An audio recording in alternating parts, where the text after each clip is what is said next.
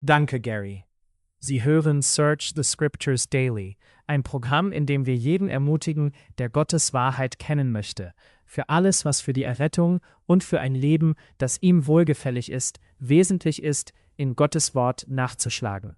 Wenn Sie neu in der Sendung sind oder seit einem Monat oder so nicht mehr zugehört haben, in diesem Abschnitt von Search the Scriptures Daily gehen wir Dave Hunts neues Buch durch, Judgment Day, Islam, Israel and the Nations. Dave, in Kapitel 8 mit dem Titel Facing Hard Facts zitierst du Artikel 18 der Allgemeinen Erklärung der Menschenrechte der Vereinten Nationen. Der lautet: Jeder hat das Recht auf Gedanken-, Gewissens- und Religionsfreiheit. Dieses Recht schließt die Freiheit ein, seine Religion oder Weltanschauung zu wechseln, sowie die Freiheit, seine Religion oder Weltanschauung allein oder in Gemeinschaft mit anderen, öffentlich oder privat, durch Lehre, Ausübung, Gottesdienst und Vollziehung von Riten zu bekunden. Erstaunlicherweise wurde das von einer Reihe muslimischer Länder gebilligt, darunter Saudi-Arabien. Und doch ist das in der Praxis, besonders was Saudi-Arabien betrifft, ein Betrug. Wie erklärst du dir die Akzeptanz der Welt dafür? Tom, das ist so wahnsinnig, dass ich nichts davon erklären kann. Nun lass mich aber etwas erklären. Das ist die allgemeine Erklärung der Menschenrechte. Das ist der Preis. Man könnte sagen, es ist das Fundament der Vereinten Nationen. Eines der ersten Dinge, mit denen sie herauskamen, um zu definieren, wofür die Vereinten Nationen da sind. Die Vereinten Nationen sollen weltweit Freiheit und individuelle Rechte schützen. Nun, nicht jede Nation, die Mitglied der Vereinten Nationen ist, hat die gesamte Erklärung unterschrieben. Der Grund, warum ich Artikel 18 im Buch erwähnt habe, ist, dass jede Nation genau diesen unterschrieben hat. Siehst du, sie haben über jeden Artikel einzeln abgestimmt.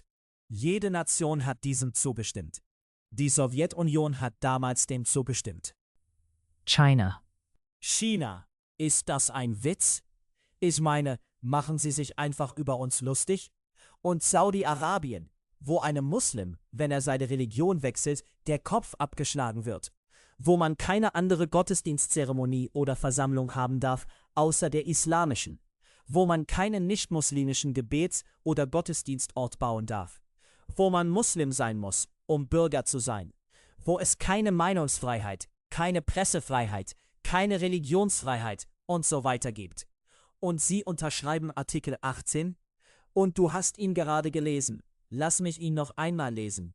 Jeder hat das Recht auf Gedanken-, Gewissens- und Religionsfreiheit.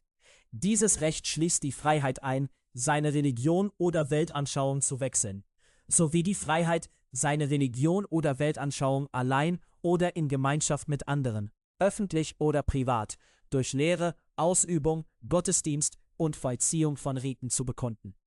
Aber du könntest in Saudi-Arabien keine Bibel auf der Straße bei dir tragen. Wenn du Saudi bist, bringen sie dich um. Wenn du Ausländer bist, werfen sie dich aus dem Land. Es sei denn, sie stecken dich ins Gefängnis und foltern dich, um dich dazu zu bringen, zu gestehen, dass du ein Terrorist bist. Oder wer weiß was. Oder dass dein eigentlicher Zweck, dorthin zu kommen, darin bestand, Muslime zu bekehren. Und das ist gegen das Gesetz. Und so weiter. Tom, ich fordere einfach jeden heraus, der uns zuhört. Versuch das zu verstehen. Nun, was noch schlimmer ist, nicht nur Saudi-Arabien und die muslimischen Länder, nicht nur, dass sie uns die Nase drehen und sich ins Fäustchen lachen und die Welt verspotten, wenn sie Rechte zusagen, die sie nicht gewähren, sondern was ist mit den Vereinten Nationen? Wie können die Vereinten Nationen zufrieden damit sein, Nationen als Mitglieder zu haben, die das eigentliche Fundament dessen verletzen, wofür die Vereinten Nationen stehen? Und niemand sagt ein Wort. Tom, es müsste einen Aufschrei der Empörung von den Bürgern der Welt gegen so etwas geben. Es müsste einen Aufschrei der Empörung von Amerikanern an die Vereinigten Staaten geben. Wissen Sie, an unsere Vertreter bei der UNO und an den Präsidenten der USA. Warum machen wir als Mitglied weiter, ohne das aufzuzeigen? Warum erheben wir keine Einwände? Warum üben wir keinen Druck auf muslimische Nationen aus, sich an das zu halten, wofür sie zu stehen behaupten und was das eigentliche Fundament der Vereinten Nationen ist? Dave, du hast gesagt, Das sei wirklich wahnsinnig. Aber einige der Einzelheiten hier, gerade diese Woche, natürlich zeichnen wir diese Sendung auf, also wäre es vor ein paar Wochen gewesen. Aber während ich jetzt gerade spreche, gerade diese Woche haben wir Frankreich in einer Situation. Sie haben, was? 6 Millionen Muslime in Frankreich, 500.000 in den Vororten von Paris. Und es gibt Unruhen. Du hast Gebiete, in die Polizei und Feuerwehr nicht hineingehen, weil sie um ihr Leben fürchten. Das sind Enklaven. Ich weiß nicht, ob man sie Ghettos nennen würde, aber es sind Enklaven von Muslimen, von denen die meisten nichts als Arabisch sprechen. Sie sprechen kein Französisch. Und die Polizei geht dort nicht hinein. Und sie werden jedem Touristen oder sogar französischen Bürgern sagen, dass sie dort nicht hingehen sollen. Dave, das ist ein Teil des Wahnsinns, der vor sich geht. Wie kommt es also, dass ein Land wie Frankreich oder, wissen Sie, dasselbe passiert in gewissem Maß in England und in vielen Teilen Europas? Nun, Tom, ich sage es nicht gern, aber es ist ihre eigene Schuld, weil sie die Wahrheit bewusst ignoriert haben. Und deshalb nennen wir dieses Kapitel Facing Hard Facts. Und dasselbe passiert in den Vereinigten Staaten. Sie haben darauf bestanden und sie bestehen immer noch darauf, dass der Islam Frieden ist. Der Präsident von Frankreich hat Arafat geehrt, den schlimmsten Terroristen, den die Welt je gesehen hat. Und sie haben ihm in ihrem Krankenhaus geholfen, ihm Sonderbehandlung gegeben und diesen Mann gelobt, so wie die Welt ihn gelobt hat. Die Vereinten Nationen haben Arafat akzeptiert und sie haben ihn eingeladen, eine Rede zu halten. Er hält eine Rede vor der Generalversammlung, in der er zur Vernichtung Israels aufruft. Und sie geben ihm stehende Ovationen. Tom, die Welt ist verrückt geworden. Und ich dachte letzte Nacht mitten in der Nacht darüber nach. Herr, wie können wir etwas tun? Denn die Hauptsorge sind die Muslime selbst. Wie können wir ihnen das Evangelium bringen? Wie können wir diesen Menschen die Wahrheit bringen, die in der Knechtschaft dieser Lüge des Islam sind und es nicht wagen, ihre Denkweise zu ändern?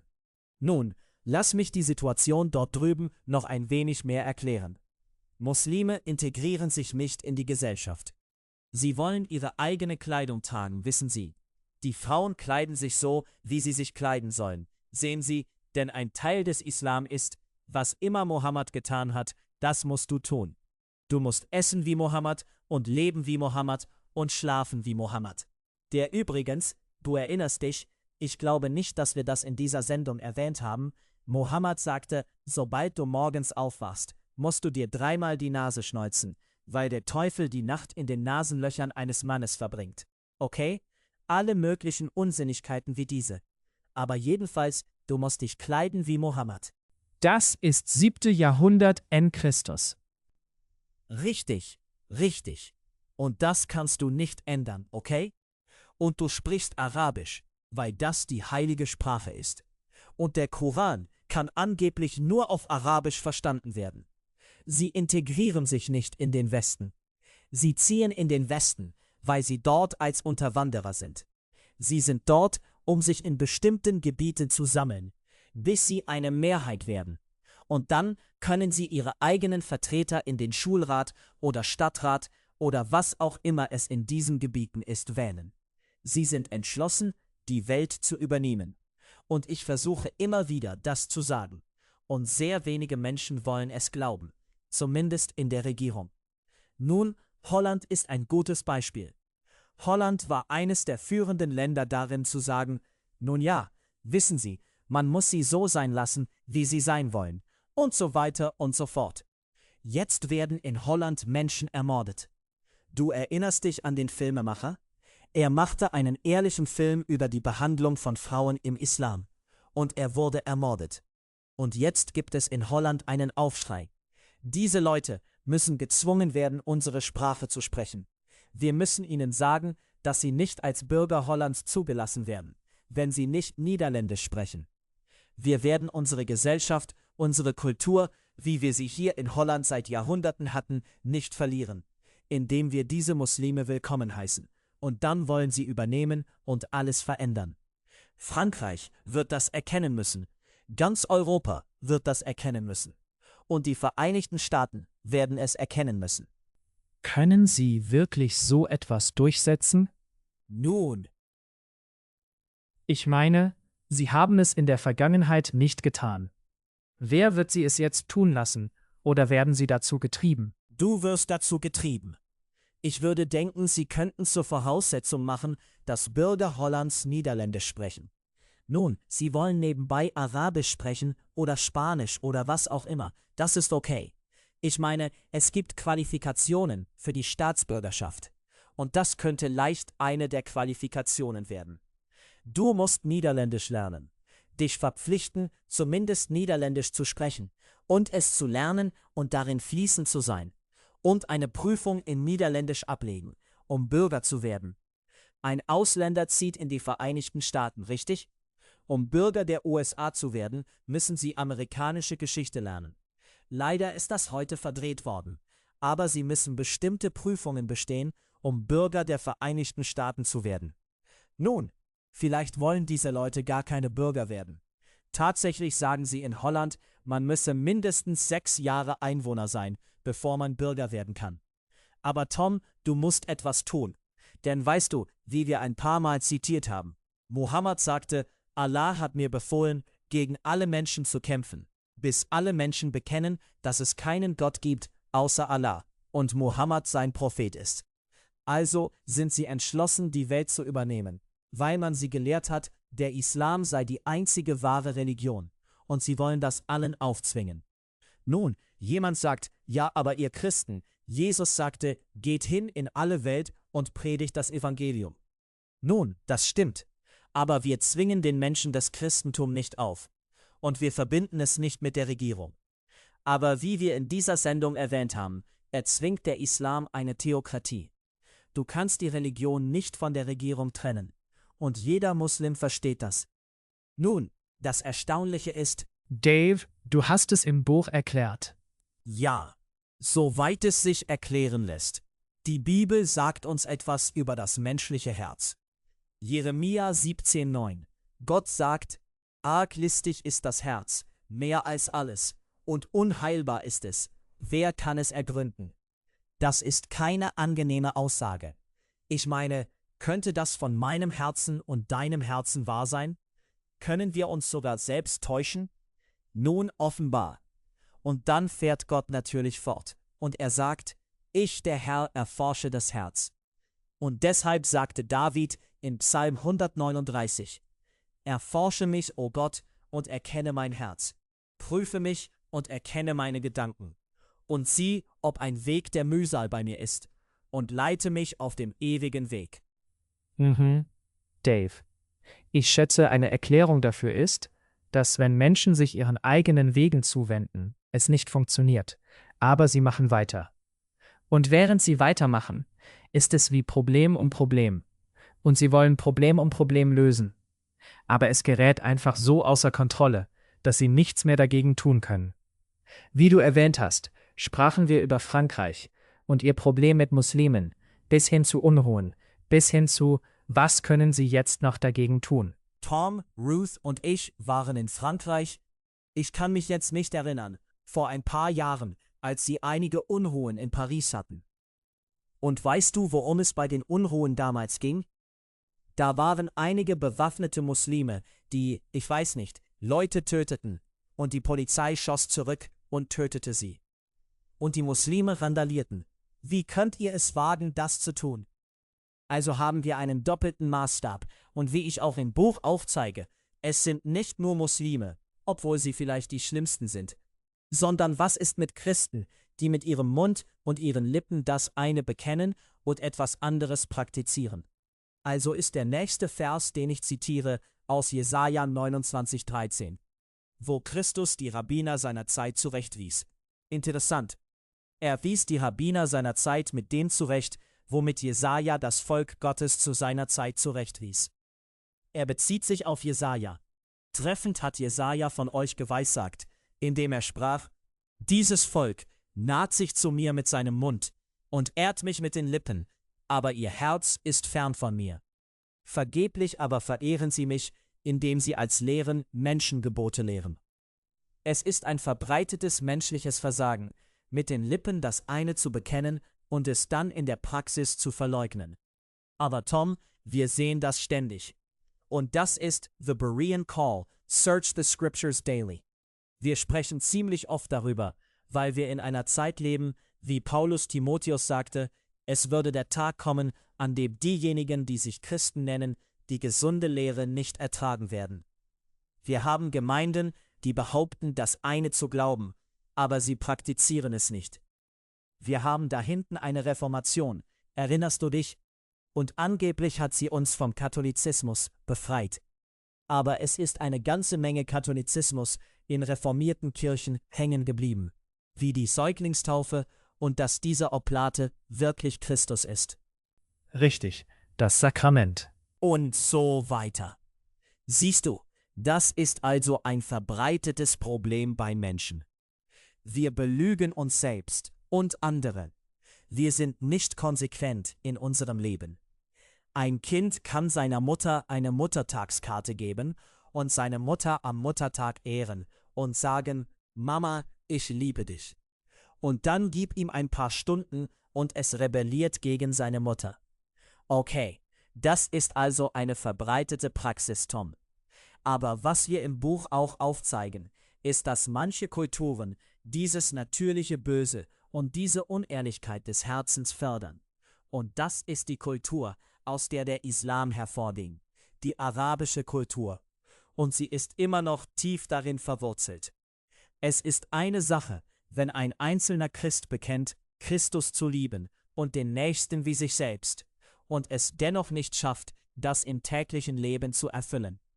Es ist jedoch etwas anderes, wenn die eigene Religion selbst ihre Anhänger lehrt zu lügen, Gewalt zu verüben, zu plündern und zu morden, um ihre Sache in der Welt voranzubringen. Und das ist die Situation beim Islam. Er wagt es, das Paradies anzubieten, Belohnungen im Himmel, Jungfrauen und so weiter, für das Ermorden unschuldiger Frauen und Kinder. Und jetzt, Tom, ich bin sicher, du kennst Al Jazeera Fernsehen. Das Neueste jetzt, wie sie Selbstmordattentäter nennen, ist eine Paradiesoperation, weil sie ins Paradies bringen wird. Die Welt sollte in Empörung aufstehen gegen eine Religion, deren Gott sagt, geh hinaus und töte Menschen, und ich werde dir dafür eine Belohnung im Paradies geben. Dave, du merkst an, und ich zitiere hier, ein Analyst der Rand Corporation sagte dem Defense Policy Board des Pentagon, Saudi-Arabien sei ein Feind der Vereinigten Staaten, dass die Saudis auf jeder Ebene der Terrorkette aktiv seien. Nun gibst du in diesem Kapitel 8, aber doch einen Hoffnungsschimmer, oder zumindest scheint es so, dass vielleicht Druck ausgeübt wird, damit die Saudis zumindest ihr Image ändern, und sie scheinen einige Dinge zu tun. Nun, ich würde gern hoffen, dass es mehr wäre, aber es ist wirklich mehr ein Vorwand. Saudi-Arabien zum Beispiel sagt, wir werden alle möglichen Anstrengungen unternehmen, um unser internationales Image zu verbessern. Die höhere Bildung. Minister Dr. Khaled Al-Ankari machte diese Aussage in Riyadh am 2. Oktober 2004. Aber vieles davon ist entweder täuschende Kosmetik oder reine Öffentlichkeitsarbeit. Wie können sie irgendetwas ändern, ohne ihre Religion zu ändern? Aber es könnte genug Druck auf sie ausgeübt werden, der einige Veränderungen bewirkt. Ja, Dave, wenn sie eine Konferenz haben oder zumindest Leute hereinholen, werden das doch nicht alles Ja-Sager sein, würde ich denken. Da könnten einige Leute dabei sein, die wirklich, einfach um der Glaubwürdigkeit gegenüber der ausländischen Presse willen, einige Leute hereinholen, die Veränderungen sehen wollen. Tom, hör dir das an. Das ist Al-Ankari, der Minister für höhere Bildung. Und er bezieht sich auf das, was er schrille Medienkampagnen nennt, die versuchen, das internationale Image des Königreichs, das ist Saudi-Arabiens, zu beschmutzen und seine Werte und Institutionen seit dem Ereignis vom 11. September zu diskreditieren. Nun, Tom, wir belegen im Buch, dass sie Al-Qaida mit über $1,5 Milliarden finanziert haben, dass sie die Selbstmordattentäter unterstützen, die gegen Israel vorgehen, ebenso wie diejenigen, die in den Irak gehen. Und was? Du beschmutzt das Image des Königreichs, wenn das ist, wofür sie stehen. Das ist, was sie tun. Wenn ein Jude nicht einmal nach Saudi-Arabien einreisen kann, nur ein Muslim Bürger sein kann, wie wir viele Male gesagt haben, aber ich will, dass die Leute es sich einhämmern. Es ist die Todesstrafe, Enthauptung für einen Muslim, zu irgendeiner anderen Religion zu wechseln. Und wir dokumentieren im Buch die Zahlen der Enthauptungen jedes Jahr und so weiter. Wie könnte man das Image eines Landes beschmutzen, das so etwas tut? Und diese Leute sind offenbar blind für den Horror dessen, was der Islam wirklich ist. Denn wenn sie das zugäben, müssten sie ihre Religion aufgeben. Sie würden Mekka verlieren. Warum würden Menschen zu dem kommen, was früher ein Götzentempel war, und all diese heidnischen Zeremonien durchlaufen, die die heidnischen Araber jahrhundertelang praktizierten, bevor Muhammad geboren wurde, und die er als Teil des Islam beibehielt? Das ist der Hadsch oder Ramadan, der sogenannte heilige Monat, der von heidnischen Arabern sogar schon vor Muhammads Geburt jahrhundertelang praktiziert wurde. Und übrigens, erinnerst du dich? Mohammed erhielt eine Offenbarung, die in den Koran einging, dass Muslime angreifen könnten. Sie könnten während des Ramadan Menschen töten. Und das wurde ein Überraschungsangriff, sein erster Erfolg auf eine Karawane, weil die heidnischen Araber vereinbart hatten, dass es während des Ramadan keine Gewalt geben würde. Und was ist jetzt gerade passiert? Es gab Gewalt während des Ramadan in Paris. Es gab Selbstmordattentäter.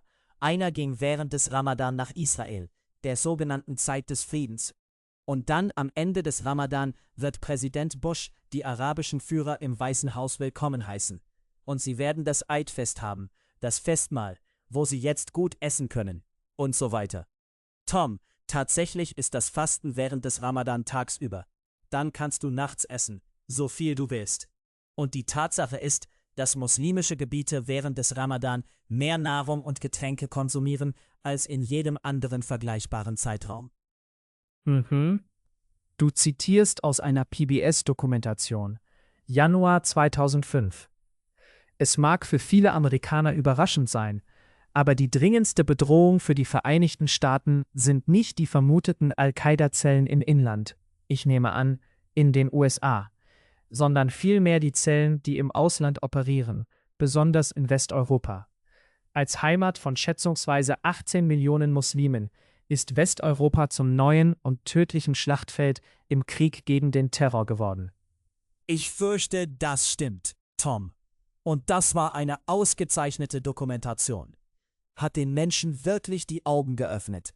Und ich hoffe, sie wird weit verbreitet. Wir brauchen diese Informationen.